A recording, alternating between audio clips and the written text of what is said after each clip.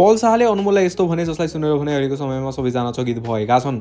नेपालकै टप एक्टरको रूपमा चिनिने पल शाह र अनमोल केसीलाई लिएर भने फ्यानहरूले यी दुवैजनाको बीचमा पक्कै पनि केही झगडा रहेको होला भन्ने जस्तो प्रश्नहरू भने थुप्रै फ्यानहरूले राखिरहेका हुन्थे, जसमा भने पल शाह र अनमोल केसीलाई अहिलेको समयसम्म पनि हामीले कुनै फिल्महरूमा भने एकसाथ देख्न पाएका छैनौँ, जसलाई लिएर भने कतै पल शाह र अनमोल केसीको बीचमा कति सानोतिनो लडाइँ त भएको होइन भन्ने जस्तो प्रश्नहरू पनि थुप्रै फ्यानहरूको मनमा भने आइरहेको थियो।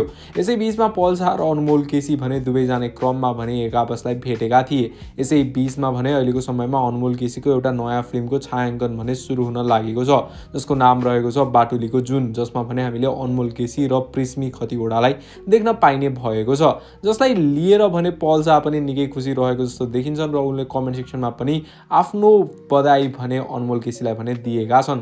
यसै क्रममा भने धेरै फ्यानहरूले पल शाह र अनमोल केसीको पनि एउटा फिल्म आउनुपर्छ भन्नेहरू प्रश्नहरू भने सामाजिक सञ्जालमा राखिरहेका छन्।